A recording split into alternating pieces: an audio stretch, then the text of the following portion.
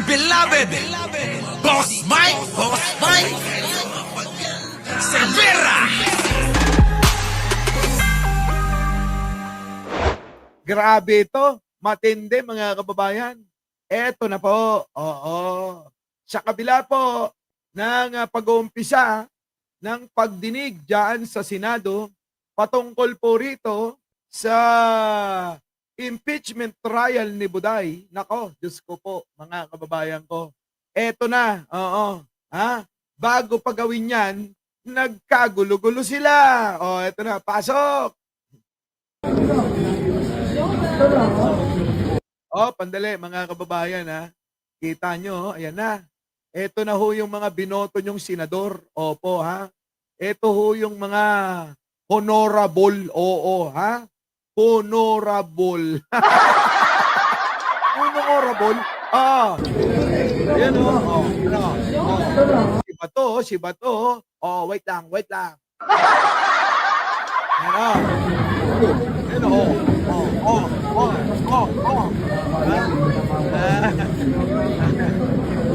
Yan o, yan o. Si Joel Villanueva. Tatakot ka yata kay Robin eh. Oo, action star lang yun dati. Pero tingin ko, mas magaling kang kumarate. Hindi po ba ito yung magkasama? Dati mga kababayan eh. Dati, iisang linya lang sila. Hindi na siguro sila magkasundo-sundo, ano? Mukhang naaapektuhan na sila sa malawakang panawagan ng ating maraming kababayan. Sa social media at kalsada, sila'y nagkalat, oo mga kababayan, at meron pang hamon na ang ating mga ralihista. Kung hindi nyo yan, aayusin, itutuloy, mauulit muli ang EDSA 1, EDSA 2, EDSA 3. Baka mamaya magkaroon ng EDSA 4. Alam nyo, hindi malayo yan. Kwento ko nga, noong araw mga kababayan, kay ERAP ayaw buksan daw yung envelope lang. Ayun, yun yung naglikha ng pag-walk out ng mga prosecutor. At mga kababayan, ito pa, may padabog-dabog pa yung Chief Justice nun. Oh, nalala nyo ba yun?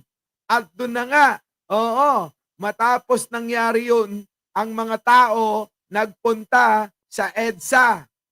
Pinuno nila ang mga kalsada at doon na nga nagumpisa na mapababa yung ating butihing presidente noon. Diba? Oh, yan ang sinasabi ko. Tapos, mga kababayan, eto na naman. Kapag pinipigil nyo itong mga gustong malaman ng sambayanang Pilipino, abay baka isipin ng tao, ito talaga'y totoo. Kaya kung ako sa inyo, ituloy-tuloy nyo na yan. Huwag na kayong harang-harang ba? Diba? Abay, kinukontra pa. Pinatitigil pa. Yan, mga kababayan. Tuloy. Yes, ito.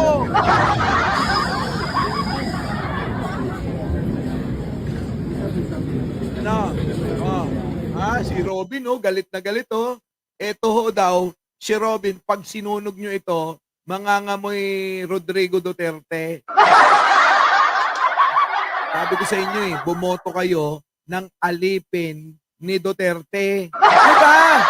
Kapag kaalipin ni Duterte, ganitong-ganito Tignan niyo si Kalbo, mga kababayan, nag-usap-usap pa yung tatlo. Si Manang Aimee nyo, mga kababayan, iba ang titig, Mga kababayan, Yan, Hindi lang ho yan, mga kababayan. Sapagkat maraming kuha yan. Tuloy, dito naman. Sige, banatan mo na, Joel Villanueva. Huwag ka nang patumpik-tumpik pa. Yan, yung dalawa, tirahin mo nga. Habang nakatalikod, tirahin mo na. Yan na. Oh. Ha? Yan, dyan yung makikita ang mga binoto nyo. Yung mga may pinag-aralan at walang pinag-aralan. Yung hindi nakakaunawa ng batas at kahit papano nakakaunawa. Diyos ko po. Tuloy.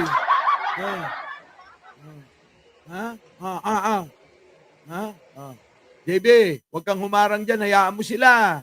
Harang-harang ka pa eh. Sa palagay nyo, pag nagsuntukan ito, sino mananalo? Kanino kayo mga kababayan? Kanino kayo? Sige nga ho, paki-comment nga kung kanino kayo. Sige tuloy. Banatan mo na. Banatan mo. Si Cayetano naman, kala mo naman Cayetano, tumigil ka dyan, yayakap ka lang dyan eh. Si Manang Aimee naman, mga kababayan, ay, ano magagawa mo? Iharang mo yung baba mo dyan. Pangkalso ba, no? Pangkalso, Manang Aimee, baka tamaan yung baba mo dyan, lalong humaba yan. Si Tol Tolentino natatawa lang. Yan. Ay. Inom ka. Okay ng ina. Ay! Joel Villanueva, kinakabahan ka ba? Kinakabahan ka ba? Napainom ka ng tubig Di po ba mga kababayan? Hindi, maraming ano yun eh. Eto pa mga kababayan. Pasok! Yan Yan Ay. Si Mark Villar, tahimik lang. Pero nandyan, Yan, Pinubulungan ni Calvo si Robin. Sabi niya, sige na. Ano ba gusto mo? Tirahin mo na. Si Bato no? Alam niyo mga kababayan, si Bato lumaki talaga yung yung ulo sa bagay, nanalo naman kaya iniisip niya mahal siya ng tao. Huwag kayong mahal siya ng tao. Di ba? Tuloy. Ayan. Hindi pa tapos yun. Yung kanina, hindi pa tapos yun. Si Bigote, si Binoy, mga kababayan, nanggagalaiti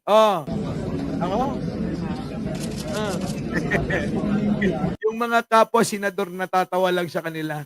Sabi nila, sige mag-away kayo para mabawasan kami ng kalaban sa susunod na eleksyon. Si Sherwin Gatchalian,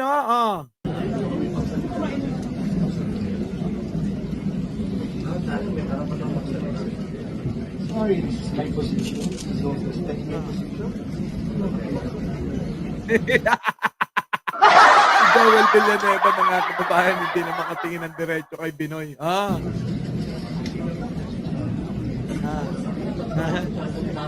Hayaan nyo kasi! Yung mga lintik na to mga kababayan. Hayaan kasi nila, Itong mga to Dapat kasi huwag kayong e-entra-entra dyan. Pigil-pigil pa kayo dyan. Huwag nyong, pigilan!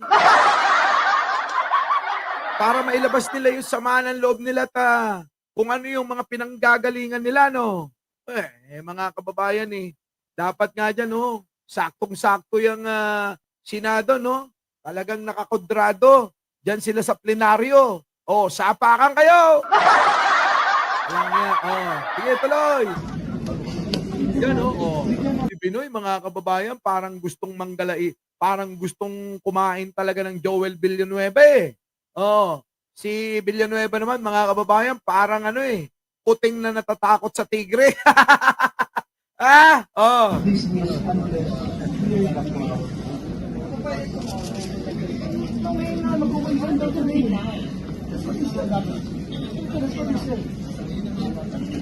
Kasi gusto nilang ipahinto, mga kababayan. Gusto nilang ipahinto. Hindi nga pwede. Tuloy-tuloy na yan. Ito naman, Ay, Jinggoy, ano na? Kamusta na ang love life? Jinggoy! Sabi ni Marlica, bakla ka raw. Oh, tuloy. Ay, dito pa si si Budots. Si Budots, mga kababayan. Oh.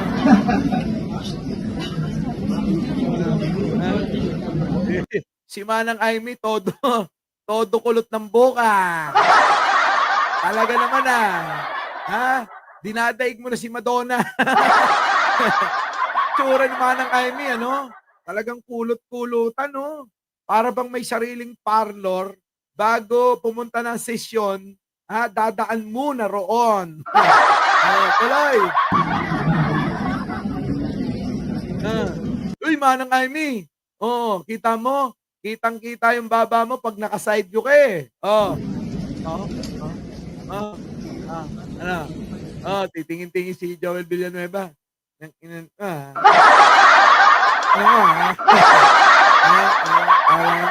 Matalino ka, bobo ka, sabi nila. Isip-isip ni Joel Villanueva yan, mga kababayan. So mga kababayan, yan ho yung mga binoto nyo.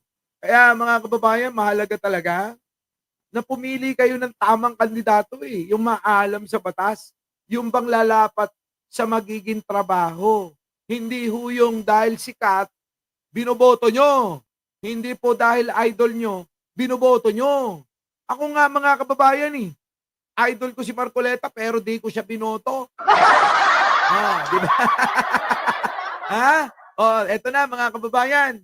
Nag-umpisa na ngang isuot nila yung kanilang kapa. Aba mga kababayan, hindi pa rin natatapos. Napigilan nila itong impeachment trial kahit na nanumpa na si Chis Escudero. Di po ba? Our beloved Boss Mike!